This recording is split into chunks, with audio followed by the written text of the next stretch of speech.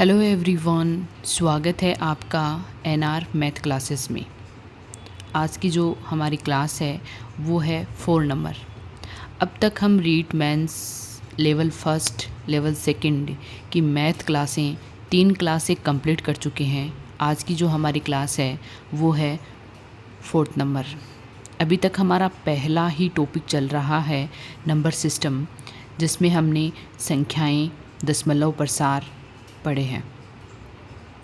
कल की क्लास में हमने विभाजन के नियम पढ़े थे, यूनिट डिजिट किस प्रकार से हम निकाल सकते हैं वो मेथड पढ़ा था। आज की जो हमारी क्लास है उसमें हम पढ़ेंगे शेषफल ज्ञात करना, फाइंड द रिमाइंडर। रिमाइंडर किस प्रकार से हम ज्ञात कर सकते हैं, इससे क्वेश्चन किस प्रकार से पूछे जा सकते हैं एग्ज़ाम में। बहुत ही इम्पोर्टेंट टॉपिक है, भी ध्यान से पढ़िएगा। क्लास को शुरू से लास्ट तक देखिएगा, खुद के नोट्स बनाइए ताकि आपकी एग्ज़ाम में ज़्यादा से ज़्यादा यूज़फुल हो सके। अगर आपने सभी क्लासें अच्छे से लोगे और इनसे जुड़े हुए जितने भी क्वेश्चन मैं आपको करवाती हूँ वो करोगे, तो मैं एम श्योर आपके मैथ के 30 के 30 क्वेश्चन सही हो सकते हैं। तो देखो यहाँ पे शेषफल ज्ञात करना, फाइंड द रिमाइंडर, रिमाइंडर किस प्रकार से ज्ञात कर सकते हैं। तो सबसे पहले मैं आपको कुछ थोड़ा जनरल नॉलेज होना बहुत ज़रूरी है। शेषफल होता क्या है, भाजक क्या होता है, भागफल क्या होता है, इस प्रकार से। फॉर एग्जांपल जैसे 1588 में हम भाग दें 5 का, तो किस प्रकार से भाग देते हैं। भाग देना तो हमें सबको ही आता है। तो यहाँ पे ये 3 बार जाएगा, फिर यहाँ पे 8 यानी 1 बार जाएगा, फिर यहाँ पे बचेगा 3, 35 यानी कितनी बार जाएगा, 7 बार जाएगा। इस प्रकार से यहाँ पे शेषफल कितना बचेगा, माइनस का, यहाँ पे 3 बचेगा। तो ये देखो, ये क्या होता है, शेषफल होता है, इसे बोलते हैं शेषफल। अब देखो यहाँ पे शेषफल 0 भी हो सकता है, क्योंकि अगर भाग पूरा पूरा जाए तो शेषफल 0 बचेगा। 1 भी, 2 भी, 3 भी हो सकता है। लेकिन हमेशा क्या होगा, जो भाजक होता है उससे क्या होगा, छोटा होगा। भाजक से हमेशा छोटा होगा, क्योंकि बड़ा होगा तो हम क्या कर सकते हैं, उसमें भाग दे सकते हैं। तो शेषफल जिसे हम क्या बोलते हैं इंग्लिश में, रिमाइंडर। ठीक है। अब ये जो 5 है ये होता है हमारा भाजक जिसे इंग्लिश में क्या बोलते हैं, डिवीजर। ओके। ये जो 317 है ये होता है भागफल,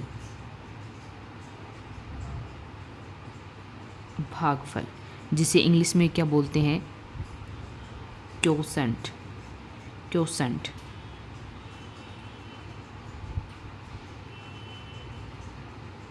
और ये 1588 है, ये होता है भाज्य, जैसे इंग्लिश में क्या बोलते हैं हम, डिवाइडेंट।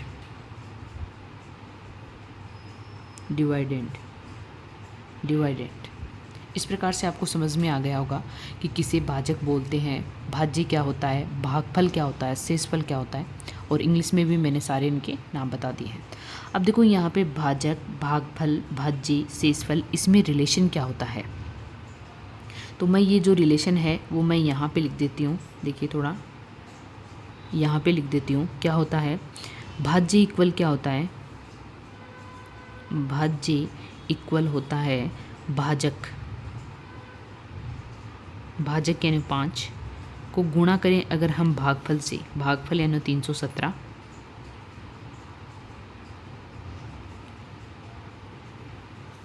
और इसमें हम क्या जोड़ दें, शेषफल। तो ये हमेशा किसके बराबर आएगा, भाज्य यानी 1588 के बराबर आएगा। ये हमारा क्या हो गया, इसमें रिलेशन हो गया भाज्य, भाजक, भागफल और शेषफल में। बहुत ही इम्पोर्टेंट है, कई बार इस रिलेशन से ही क्वेश्चन पूछ लिया जाता है।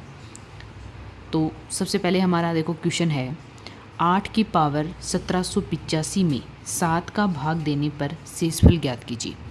अब देखो हम यहाँ पे 8 की पावर 1785 करने बैठेंगे तो पहली बात तो हमसे हो ही नहीं पाएगा, क्योंकि इतने मल्टीप्लाई करेंगे तो सारा टाइम ही वेस्ट हो जाएगा। अब देखो यहाँ पे भाग देना है,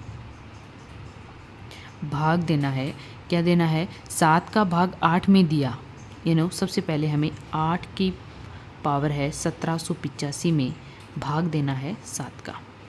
अब देखो यहाँ पे अगर 7 का भाग 8 में दे, 8 में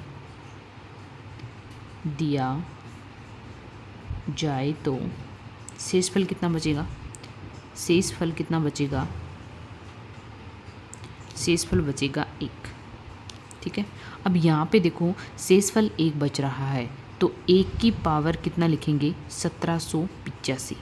अब 1 की पावर चाहे 1785 हो या 10,085 हो, 90,085 हो, लाख, करोड़, कितनी भी पावर क्यों ना हो, हमेशा कितना होता है, 1 होता है। तो यहाँ पे शेषफल कितना बचेगा, 1 बचेगा। यहाँ पे हम क्या लिख सकते हैं, शेषफल रिमाइंडर कितना बचेगा, 1। हमारा आंसर क्या आ जाएगा, 1 आ जाएगा। इस टाइप के क्वेश्चन पूछे भी गए हैं और पूछे भी जा सकते हैं। नेक्स्ट क्वेश्चन है, देखो एक क्वेश्चन और देख लेते हैं हम। 3 की पावर 9415 का अगर 80 का भाग दें तो शेषफल ज्ञात कीजिए। अब देखो यहाँ पे पावर बहुत है। अब जैसे कि देखो मैंने यहाँ पे पहला क्वेश्चन किया था, वहाँ पे मैंने शेषफल 1 लाए, 1 लाकर मैंने पावर कितनी कर दी, 1785। तो 1 की पावर कितना होता है, 1 होता है। ऐसे ही अगर मैं इसको भी कैसे भी सरल करके 80 से डिवाइड करने पर अगर शेषफल हमारा 1 बच जाए तो हम क्या कर सकते हैं, इसे भी सरल कर सकते हैं। देखो उसका सॉल्यूशन कैसे करेंगे।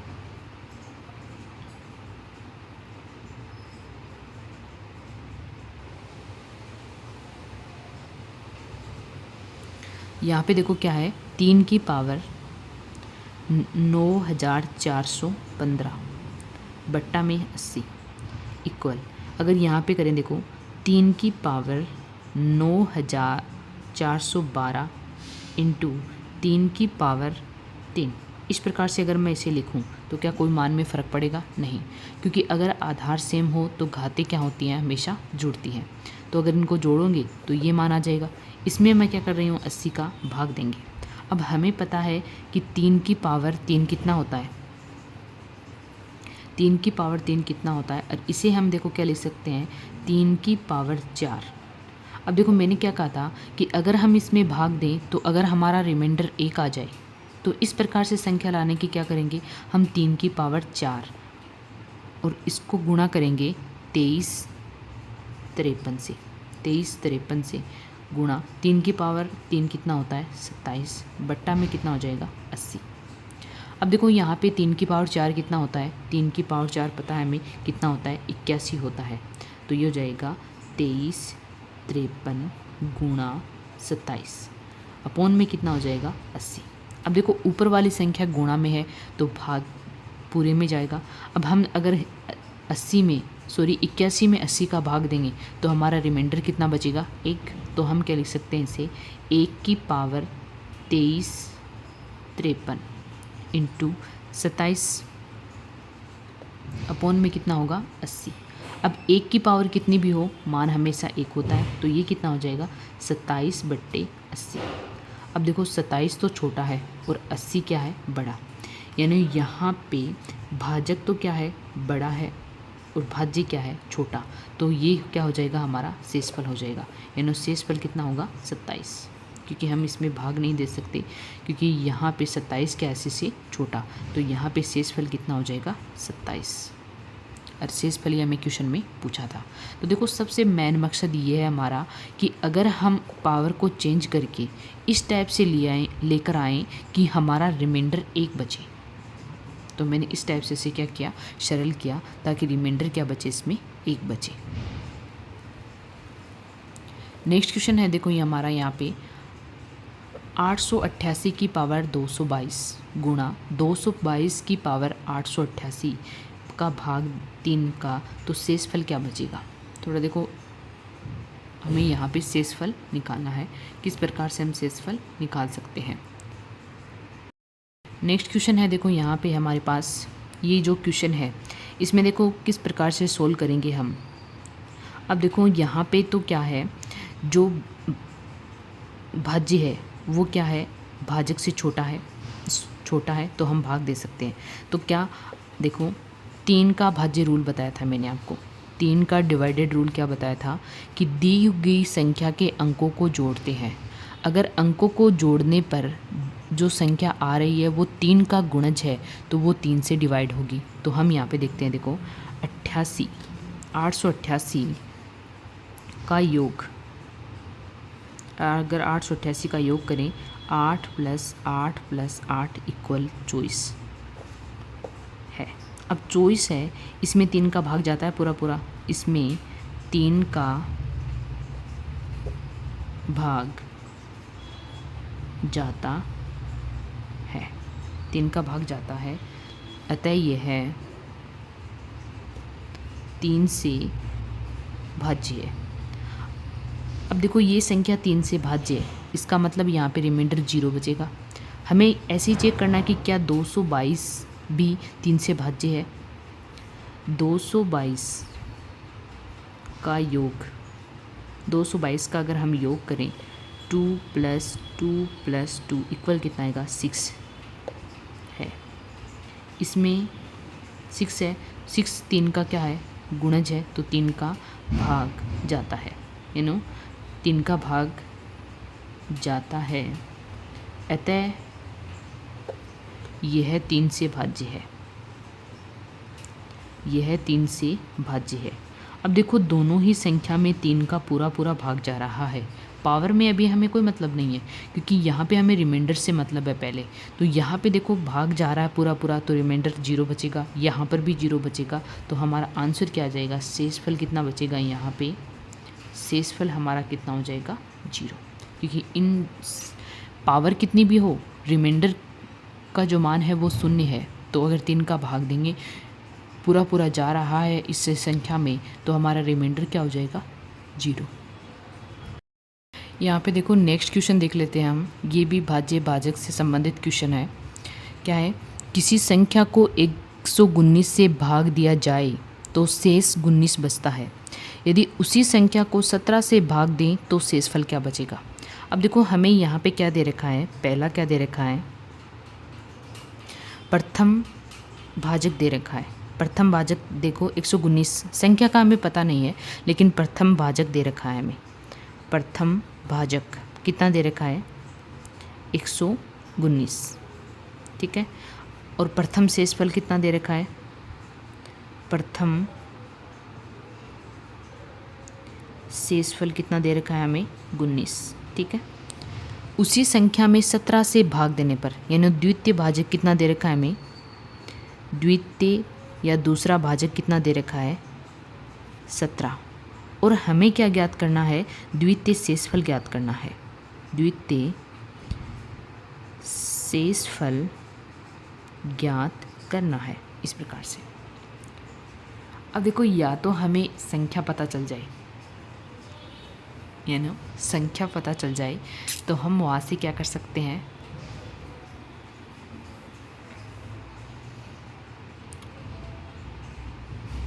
द्वितीय शेषफल ज्ञात कर सकते हैं। लेकिन देखो यहाँ पे एक मेथड है, वो मैं आपको थ्योरी के रूप में लिख देती हूँ। यदि प्रथम भाजक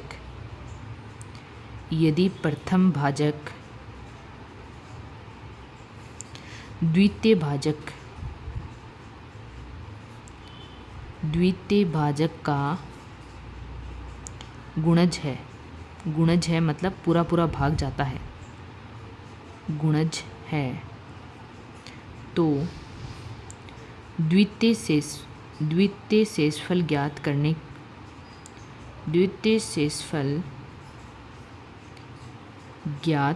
के लिए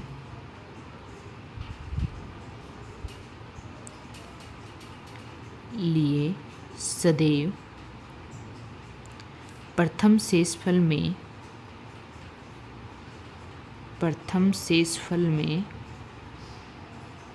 द्वितीय भाजक का भाग देते हैं, द्वितीय भाजक का भाग देते हैं, ठीक है। अब देखो क्या करना है, यही हमें ज्ञात करना था कि द्वितीय शेषफल ज्ञात करना है। तो देखो सबसे पहले हमें चेक करना होगा कि प्रथम भाजक में द्वितीय भाजक का भाग जाता है या नहीं, यानी 119 में 17 का भाग जाता है या नहीं जाता। तो अगर हम यहाँ पे 17 को 7 से गुणा करें, यानी 7 बार भाग जाएगा। कितनी बार जाएगा? 7 बार। यही इसने बोला है कि प्रथम भाजक द्वितीय भाजक का गुणज है। गुणज का मतलब पूरा पूरा भाग जा रहा है तो वो उसका गुणज होगा। तो द्वितीय शेषफल ज्ञात करने के लिए सदैव प्रथम शेषफल कितना है? 19 में द्वितीय भाजक का भाग देते हैं। द्वितीय भाजक कितना है? 17। तो 17 का अगर हम इसमें भाग दें तो हमारा यहाँ पे रिमाइंडर कितना बचेगा? 2। यानी शेषफल कितना आ जाएगा? हमारा 2 आ जाएगा। यानी द्वितीय जो शेषफल होगा वो कितना होगा? 2 होगा। ठीक है, द्वितीय शेषफल हमारा क्या हो जाएगा? यहाँ से 2 हो जाएगा। और शेषफल ही हमें क्वेश्चन में ज्ञात करना था। लेकिन हमें हमेशा चेक करना है कि प्रथम भाजक द्वितीय भाजक का गुणज होना चाहिए, यानी पूरा पूरा भाग जाना चाहिए, तभी हमें ये मेथड क्या करना है? यूज़ करना है। वरना मैंने आपको बताया था कि जो भाज्य है वो भाजक गुणा भागफल प्लस शेषफल होता है। उस फॉर्मूले से हम क्या कर सकते हैं? द्वितीय शेषफल ज्ञात कर सकते हैं। नेक्स्ट क्वेश्चन है, देखो यहाँ पे नेक्स्ट हमारा टॉपिक है। यहाँ पे हमें एक संख्या दे रखी है और कई बार पूछा गया है कि सभी भाजकों की संख्या बताइए, सभी भाजकों का योगफल बताइए। तो देखो यहाँ पे हमें कैसे ज्ञात करना है सभी भाजकों की संख्या और भाजकों का योगफल, और क्वेश्चन इसमें किस प्रकार से पूछे जा सकते हैं ये भी हम क्या करेंगे? यहाँ पे सरल करेंगे। यहाँ पे देखो हमें n एक संख्या दे रखी है, ठीक है। उसके मैंने क्या कर लिए? गुणनखंड कर लिए, जिसमें गुणनखंड मेरे आई P1 की पावर अल्फ़ा, P2 की पावर अल्फ़ा 2, P3 की power alpha 3, dash dash Pn की पावर अल्फ़ा n। तो अगर मुझे सभी भाजकों की संख्या ज्ञात करनी है, तो जो घात में मान है उसमें एक जोड़ के क्या कर देंगे? गुणा कर देंगे। यानी alpha 1 + 1, alpha 2 + 1, dash dash dash alpha n + 1। यानी जितनी भी घातें आ रही है उनमें एक जोड़ के क्या कर देंगे? उन्हें गुणा कर देंगे। तो वो क्या आ जाएगा? हमारा सभी भाजकों की संख्या आ जाएगी। अगर हमें पूछे सभी भाजकों का योगफल कितना होगा, तो योगफल ज्ञात करने के लिए देखो क्या करेंगे? जो हमें पहला भाजक दे रखा है P1, इसकी पावर जितनी भी है, जैसे P1 की पावर 0 प्लस P1 की power 1 plus dash dash P1 की पावर अल्फ़ा 1 तक करना है। फिर इंटू करके गुणा करके P2 के लिए करेंगे P2 की पावर 0 प्लस P2 की power 1 plus dash dash P2 की पावर अल्फ़ा 2, इस प्रकार से। फिर गुणा करके P3 के लिए P3 की पावर 0 प्लस P3 की पावर 1 प्लस डैश डैश कहाँ तक करेंगे? P की पावर 3 अल्फ़ा 3 तक। इस प्रकार से क्या करेंगे? मल्टीप्लाई करेंगे तो हमारे पास वो क्या आ जाएगी? सभी भाजकों का योगफल आ जाएगा। अब देखो इससे क्वेश्चन किस प्रकार से पूछे गए हैं या पूछे जा सकते हैं। यहाँ पे देखो हमें संख्या दे रखी है 150 और क्या पूछा है? सभी भाजकों की संख्या, सभी भाजकों का योगफल। अब देखो सबसे पहले तो मैंने बताया था कि हम 150 के क्या कर लेंगे? गुणनखंड कर लेंगे। यानी किस प्रकार से हम लिख सकते हैं? तो सबसे पहले से 2 से डिवाइड करेंगे तो कितना आएगा? 75। फिर 3 से डिवाइड करेंगे तो कितना आएगा? 25। 25 को 5 से डिवाइड करेंगे तो 5 और 5 और 1। तो यहाँ पे देखो हम 150 को क्या लिख सकते हैं? 150 को हम लिख सकते हैं 2 की पावर 1 इंटू 3 की पावर 1 इंटू 5 की पावर 2। अब सभी भाजकों की संख्या, फर्स्ट क्वेश्चन है हमारा सभी भाजकों की संख्या। अगर हमें पूछा है सभी भाजकों की संख्या, तो मैंने अभी आपको क्या बताया था? देखो यहाँ पे अल्फ़ा 1 यानी जो घात दे रखी है उसमें एक जोड़ के गुणा करना है। तो यहाँ पे देखो 2 की घात 1 है, 1 में 1 जोड़ेंगे तो 1 + 1, 3 की भी 1 है यानी 1 + 1, 5 की पावर 2 है यानी 2 + 1। तो यहाँ से मान कितना आ जाएगा? 2 × 2 × 3 यानी मान कितना आ जाएगा हमारा? यहाँ से 12। यानी सभी भाजकों की संख्या कितनी है? 12 है। नेक्स्ट है, अगर हमें सभी भाजकों का योगफल, सभी भाजकों का योगफल।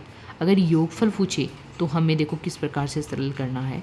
जो हमें P1 का मतलब है 2 में क्या करना है, 2 की पावर क्या लिखना है, 2 की पावर 0 प्लस 2 की पावर 1, क्योंकि यहाँ पर 1 आ रहा है। अगर 2 आता तो मैं 2 की पावर 2 और लिखती, लेकिन 1 आ रहा है, इंटू 3 की पावर 0 प्लस 3 की पावर 1। नेक्स्ट 5 की पावर 0 प्लस 5 की पावर 1 प्लस 5 की पावर 2। यहाँ पर जितनी पावर आ रही है उतनी बार 0 1 2 3 करके क्या करना है, एडिशन करना है। अब हमें पता है 2 की पावर 0 कितना होता है, 2 की पावर 0 कितना होता है 1, प्लस ये कितना हो जाएगा 2, ये हो जाएगा 1 प्लस 3, और ये हो जाएगा 1 प्लस 5 प्लस 25। ठीक है, अब इसे मल्टीप्लाई कर लेंगे। मल्टीप्लाई करने पर हमारा मान क्या आएगा, देखो यहाँ से ये हो जाएगा 3 इंटू 4 इंटू ये कितना हो जाएगा 31। तो यहाँ से मान कितना आएगा 372 हमारा क्या हो जाएगा, सभी भाजकों का योगफल हो जाएगा। अब देखो यहाँ पे तो 150 छोटी संख्या दे रखी थी, मान लीजिए हमें बड़ी संख्या दे दे, तब हमें किस प्रकार से कर सकते हैं। तो ये जो मेथड मैंने आपको बताया है उसको आप याद रखिएगा। इस मेथड से आप कितनी भी बड़ी संख्या क्यों न दे, आपको सबसे पहले उसके गुणनखंड करने हैं। गुणनखंड करने के बाद में उसे पावर के रूप में लिखने हैं। अगर सभी भाजकों की संख्या पूछे तो जो पावर में मान है उसमें एक जोड़ करके सभी को क्या कर देंगे, मल्टीप्लाई कर देंगे। और सभी भाजकों का अगर योगफल पूछे तो वहाँ पे क्या करेंगे, जो इतने भी भाजक हुए हैं उनको पावर 0 1 2 3 4 इस प्रकार से ऐड करके उनका क्या करेंगे, मल्टीप्लाई करेंगे। तो सभी भाजकों की योगफल आप क्या कर सकते हो, ज्ञात कर सकते हो। नेक्स्ट क्वेश्चन है देखो, 96 के सभी धनात्मक गुणनखंड व धनात्मक गुणनखंडों का योगफल ज्ञात कीजिए। देखो यहाँ पे धनात्मक गुणनखंडों का योगफल और उनका क्या पूछा है, कितने गुणनखंड हो सकते हैं धनात्मक, और उनका योगफल पूछा है। तो सबसे पहले क्या करेंगे, 96 के गुणनखंड करेंगे, अभी मैंने बताया था। तो सबसे पहले 2 से डिवाइड करेंगे तो ये हो जाएगा हमारा 48, फिर से 2 से डिवाइड करेंगे तो ये हो जाएगा 24, फिर से 2 से डिवाइड करेंगे तो ये हो जाएगा 12, फिर से 2 से डिवाइड करेंगे ये हो जाएगा 6, फिर से 2 से डिवाइड करेंगे तो ये 3 3 1। तो हम 96 को देखो क्या लिख सकते हैं, अगर गुणनखंड के रूप में लिखें तो 2 की पावर 1 2 3 4 5, यानी 2 की पावर 5 गुणा 3 की पावर 1। अब देखो हमें क्या पूछा है, धनात्मक गुणनखंड। तो सभी धनात्मक गुणनखंड तो कितने हो गए, धनात्मक गुणनखंड कितने हो गए यहाँ पे, 2 की पावर 5 गुणा 3 की पावर 1 हो गया। अब धनात्मक गुणनखंडों का योग पूछ ले, यानी धनात्मक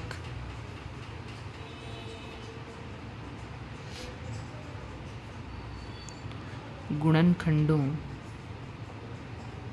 का योग पूछे तो किस प्रकार से ज्ञात करेंगे, अभी जब मैंने आपको बताया था उसी मेथड से ज्ञात करेंगे। यानी 2 की पावर क्या लिखेंगे 0 प्लस 2 की पावर 1 प्लस 2 की पावर 2 प्लस 2 की पावर 3 प्लस 2 की पावर 4 प्लस 2 की पावर 5, और इसके इंटू में 3 की पावर 0 प्लस 3 की पावर 1। ये मान सरल करेंगे तो ये हो जाएगा 1 plus 2 plus 4 plus 8 plus 60 plus 32, और ये कितना हो जाएगा 1 प्लस 3। तो यहाँ से मान कितना आएगा, देखो ये कितना हो जाएगा, ये हो जाएगा 63, ये कितना हो जाएगा 63, और ये हो जाएगा 4, यानी इक्वल कितना आएगा 252। तो धनात्मक गुणनखंडों का योग कितना आ गया, 252 आ गया। यही हमें क्वेश्चन में पूछा था। नेक्स्ट है यहाँ पे देखो हमें एक संख्या दे रखी है 27,720। हमें पूछा है अभाज्य भाजकों की संख्या। अभी तक हमें भाज्य भाजकों की संख्या दे रखे पूछ रहे थे। अभी इसमें क्या पूछा है, अभाज्य भाजकों की संख्या। अभाज्य मतलब 2 3 5 7 अभाज्य संख्या के बारे में हमने पढ़ा था कौन कौन सी होती है, और कुल भाजकों की संख्या। तो सबसे पहले तो देखो इसका गुणनखंड करेंगे हम, गुणनखंड विधि से इसके गुणनखंड करेंगे तो ये देखो किस प्रकार से करेंगे, 27,720। सबसे पहले इसे 2 से डिवाइड करेंगे तो मान क्या आएगा, फिर 2 से डिवाइड करेंगे तो मान आएगा 6930। फिर से 2 से डिवाइड करेंगे तो ये हो जाएगा 3, 4, 6, 5। ये 2 से तो डिवाइड होगा नहीं, ये 3 से डिवाइड होगा तो ये हो जाएगा 1, 1, 5, 5। ये किससे डिवाइड होगा, फिर से 3 से डिवाइड होगा तो ये हो जाएगा 3, 8, 5। ये 3 से तो डिवाइड नहीं होगा, 5 से डिवाइड करेंगे तो मान कितना आएगा यहाँ से 7, 7। ये किससे डिवाइड होगा, 7 से, तो ये कितना आ जाएगा 11। इसे 11 को किससे डिवाइड कर सकते हैं, 11 से कर सकते हैं तो ये हो जाएगा 1। तो देखो इसके गुणनखंड कितने हो गए, यानी 27,720 के अगर गुणनखंड के रूप में लिखें तो कितना हो जाएगा, 2 की पावर 1, 2, 3 गुणा 3 की पावर 2 गुणा 5 की पावर 1 गुणा 7 की पावर 1 गुणा 11 की पावर 1 हो गया इस प्रकार से मान। अब देखो हमें क्या पूछा है, अभाज्य भाजकों की संख्या। अभाज्य भाजकों की संख्या मतलब है कि अभाज्य संख्याएं हमारी कौन सी होती है, अभाज्य संख्या हमें पता होना चाहिए कि अभाज्य संख्या कौन कौन सी होती है। तो वो होती है जिसमें एक और स्वयं के अलावा किसी भी संख्या का भाग नहीं है जाता, तो वो होती है 2, 3, 5, 7, 11, 13। इस प्रकार से अभाज्य संख्या होती है। हमें पूछा है अभाज्य भाजकों की संख्या, तो देखो एक तो ये 1, 2, 3, 4, 5, तो यहाँ पे अभाज्य भाजकों की संख्या कितनी हो जाएगी, 5। अब संख्या कितनी हो जाएगी, 5। हमें पूछा है कुल भाजकों की संख्या। कुल भाजकों की संख्या का मतलब है, देखो अगर आपको अभाज्य दे दे तो हमें सिर्फ और सिर्फ अभाज्य संख्या को ही ऐड करना है। तो यहाँ पे 2 भी अभाज्य है, 3 भी अभाज्य है, 5 भी अभाज्य है, 7 भी अभाज्य है, 11 भी। तो मैंने यहाँ पे पाँचों को क्या कर 5 आ गई।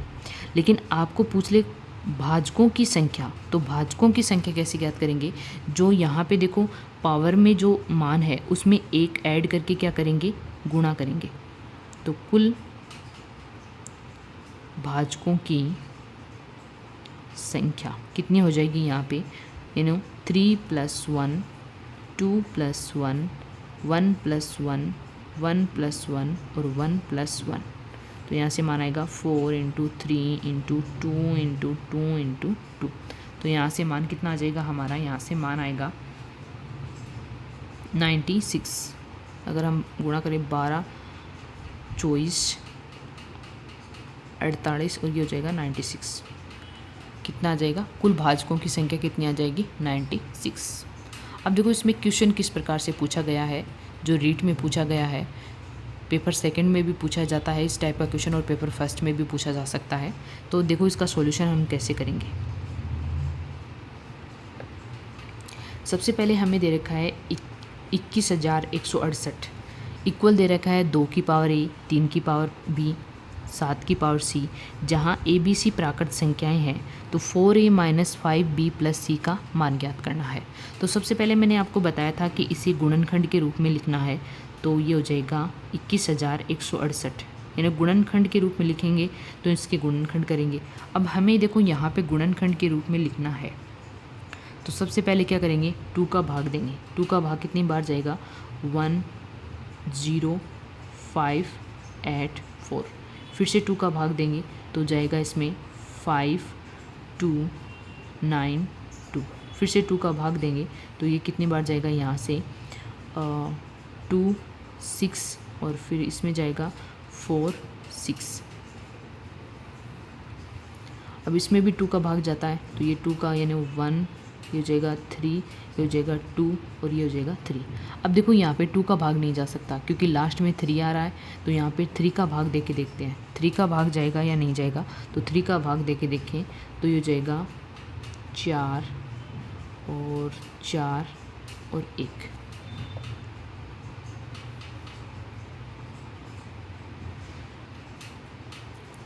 अब देखो यहाँ पे है 441। अब देखो 441 में अगर हम दें 7 का भाग दें तो जाता है इसमें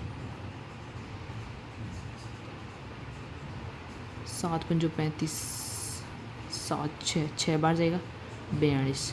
फिर 21 बचेगा तो 63।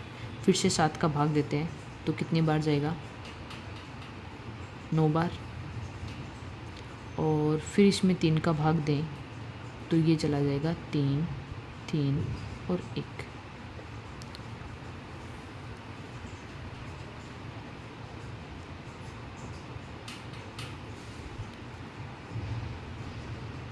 अब देखो इसे हम गुणनखंड के रूप में कैसे लिखेंगे, यानी 21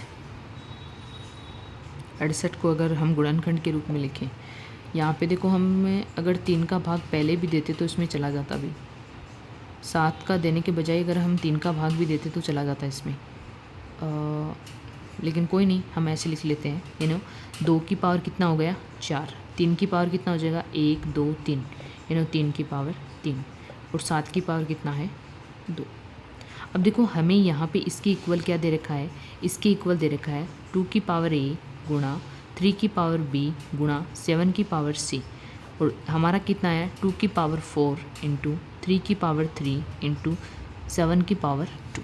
तो यहाँ से देखो आधार सेम है तो घातें भी इक्वल हो जाएगी, यानी a का मान कितना आएगा 4, b का मान कितना आएगा 3 और c का मान कितना आएगा 2।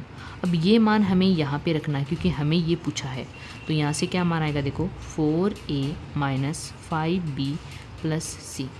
a का मान कितना है 4 इंटू 4 माइनस 5, b का मान है 3 और c का मान है 2। तो यहाँ से मान कितना आ जाएगा 16 माइनस 15 प्लस 2, यानी यहाँ से मान कितना हो जाएगा 3, यानी ऑप्शन नंबर 3 हमारा क्या हो जाएगा करेक्ट हो जाएगा। क्या आएगा यहाँ पे, इसका मान कितना आएगा 3 आएगा। ये क्वेश्चन है वो रीट लेवल सेकंड में और सीटेट लेवल सेकंड में पूछा गया है, फर्स्ट लेवल में भी पूछा जा सकता है। इसी टाइप का क्वेश्चन आपको यहाँ से पूछा जाएगा, भाज्य संख्याएं कितनी, भाज्य कितने होंगे, भाजकों का योगफल कितना होगा, अभाज्य कितने होंगे, धनात्मक गुणनखंड कितने होंगे, इस टाइप से क्वेश्चन पूछा जाएगा। और ये जो टाइप मैंने आपको बताया है ये रीट लेवल सेकंड में पूछा भी गया है और पूछा जा भी सकता है। नेक्स्ट पॉइंट है हमारा इम्पोर्टेंट फार्मूला। अब देखो मैंने आपको ये जो फार्मूला मैं आपको बताने जा रही हूँ, ये फार्मूले आप याद कर सकते हो, ज़्यादा फार्मूले नहीं हैं, 5-7 फार्मूले हैं, आप अच्छे से इनको क्या कर सकते हो याद कर सकते हो। और इन फार्मूलों को याद करने का एक ही मकसद है कि आप क्वेश्चन को कम से कम टाइम में अटेम्प्ट कर सकें। मैं आपको फार्मूला बता देती हूँ। जैसे फर्स्ट फार्मूला है में, यहाँ पे देखो हमें n पद दे रखे हैं और यहाँ पे हमें एक सीरीज़ दे रखी है कि 1 - 2 + 3 - 4 + 5 - 6, यानी एक बार प्लस आ रहा है एक बार माइनस आ रहा है, और ये सभी क्या है नेचुरल नंबर है। और कहाँ तक पद है n तक पद है। अगर हमें इस प्रकार की कोई सीरीज़ दे रखी हो और हमें पूछे कि इन का मान क्या होगा, तो हम क्या कर सकते हैं n/2 यानी -n/2 इसका मान होगा। और जहाँ n क्या हो सम संख्या हो, यानी n हमेशा यहाँ पे कितना आना चाहिए एक सम संख्या आनी चाहिए। जैसे फॉर एग्जांपल एक एग्जांपल देख लेते हैं हम। जैसे हमें दे दिया 1 - 2 + 3 - 4 + 5 - 6 डेस डेस डेस, इस प्रकार से हमें दे दिया -150 तक, ठीक है। और हमें पूछ लिया कि इसका मान क्या होगा, इसका मान क्या होगा। तो इसका देखो मान क्या होगा, अभी मैंने बताया कि यहाँ पे 150 को देखेंगे। 150 होता है वो सम संख्या होती है, सम संख्या होने पर मान क्या होता है, मान होता है -150/2। तो यहाँ से मान कितना आ जाएगा हमारा -75, यानी इनका एडिशन या माइनस हम करेंगे तो इसका मान कितना आएगा -75, ठीक है। n पे पता होना चाहिए। अब देखो यहाँ पे तो 150 ही दे रखा है, ज़्यादा भी दे सकता है, तो हमें यहाँ पे पता होना चाहिए कि जब n सम हो तब इसका योग कितना होगा -n/2। नेक्स्ट है अगर n विषम हो, मान लीजिए आपके पास n क्या आ रही हो विषम आ रहा हो और इसी प्रकार से प्राकृत संख्याओं का योग आपको पूछे, तो यहाँ पे देखो जैसे फॉर एग्जांपल एक इसका भी एग्जांपल देख लेते हैं हम। जैसे 1 - 2 + 3 - 4 + 5 - 6 डेस डेस, इस प्रकार से 101 पद, और इसका हमें योग पूछ ले तो कैसे करेंगे। देखो 101 होता है वो विषम संख्या होती है। अब विषम संख्या के लिए मैंने फॉर्मूला क्या बताया था n + 1/2, यानी 101 में 1 जोड़ेंगे और उसमें क्या करेंगे 2 का भाग देंगे, तो हो जाएगा 102/2। 2, यानी मान यहाँ से कितना आएगा 51। कितना मान आएगा यहाँ से 51, इसका क्या हो जाएगा, योग हो जाएगा। नेक्स्ट क्वेश्चन है प्रथम n प्राकृत संख्याओं का योग। ये जो मैं फॉर्मूले आपको बता रही हूँ बहुत ही इम्पोर्टेंट है, भी हर बार आपको मैथ में काम में आएंगे, चाहे आप किसी भी कंपटीशन एग्ज़ाम की तैयारी कर रहे हो। प्रथम n प्राकृत संख्याओं का योग। प्रथम n प्राकृत संख्याओं का योग हमें पता है नेचुरल नंबर हमेशा 1 से शुरू होता है, तो प्रथम n प्राकृत संख्याओं का योग होता है वो होता है n+1/2। नेक्स्ट है प्रथम n प्राकृत संख्याओं के वर्गों का योगफल। यानी अभी तो हमें प्रथम प्राकृत संख्याओं का पूछा था, अगर उनका स्क्वायर करके उनका एडिशन करें तो किस फॉर्मूले से ज्ञात कर सकते हैं, n/6 n+1 2n+1। Next formula है प्रथम n प्राकृत संख्याओं के घनों का योग। घनों का योग का मतलब है कि घात अगर 3 हो तब। इस प्रकार से कोई आपके पास प्राकृत संख्याओं का घनों का योग पूछे तो उसे किस फॉर्मूले से ज्ञात कर सकते हो आप, n+1/2 का होल स्क्वायर।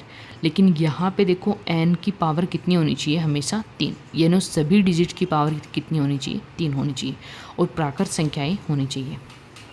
प्रथम n विषम प्राकृत संख्याओं का योग। प्रथम n विषम यानी विषम संख्याएं दे रखी हो तब क्या कौन सा फॉर्मूला लगाएंगे, वो लगाएंगे n², यानी 1+3+5+7 सभी विषम संख्याओं का योग पूछे तो उनका क्या होगा, योग कितना होगा, n²। नेक्स्ट फॉर्मूला है प्रथम n सम प्राकृत संख्याओं का योगफल। इनका योगफल पूछे यानी सम संख्याएं यानी 2+4+6+8 तो उनका मान कितना होगा, n+1। अब देखो इनसे क्वेश्चन किस प्रकार से पूछे जा सकते हैं और पूछे गए हैं। क्वेश्चन है यहाँ पे देखो, हमें एक प्रथम प्राकृत संख्याओं के योग पूछा है, कहाँ तक दे रखा है, डैश डैश करके 1013 तक दे रखा है। तो इसका सॉल्यूशन देखो मैंने अभी आपको बताया था कि इसका सॉल्यूशन आपको कैसे करना है। सबसे पहले आपको चेक करना है कि 1013 सम संख्या है या विषम संख्या। तो 1013 क्या है, विषम संख्या है, विषम संख्या है।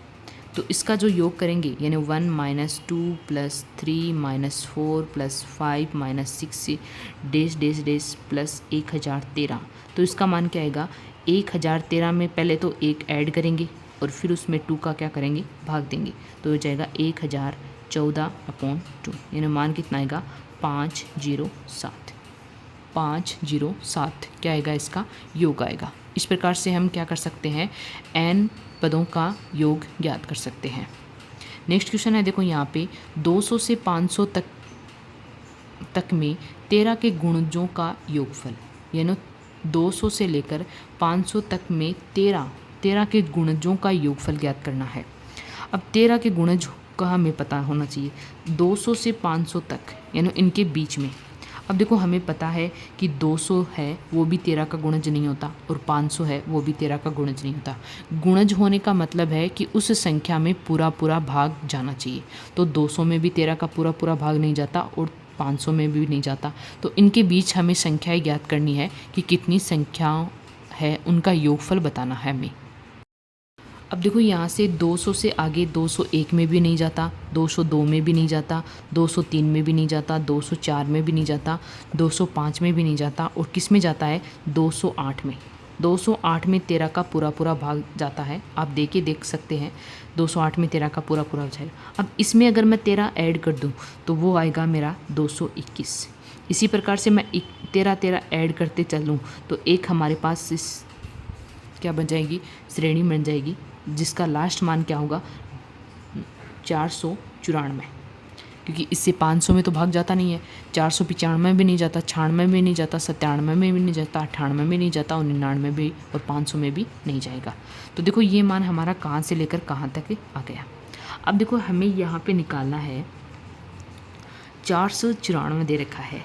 अब देखो मैंने जो आपको क्वेश्चन अभी आपको सारे फॉर्मूले बताए थे उसमें से 1 से शुरू हो रहे थे। अगर 1 से प्राकृत संख्याओं के लिए ही वो फॉर्मूले यूज़ करने हैं, ये नहीं कि किसी के लिए भी। अब देखो ये जो हमारी श्रेणी है वो 208 से शुरू हो रही है, जिसका अंतर क्या है, 13 है। 13 है मतलब अंतर क्या आ रहा है, सेम आ रहा है। तो ये हमारी क्या हो गई, एक समांतर श्रेणी हो गई।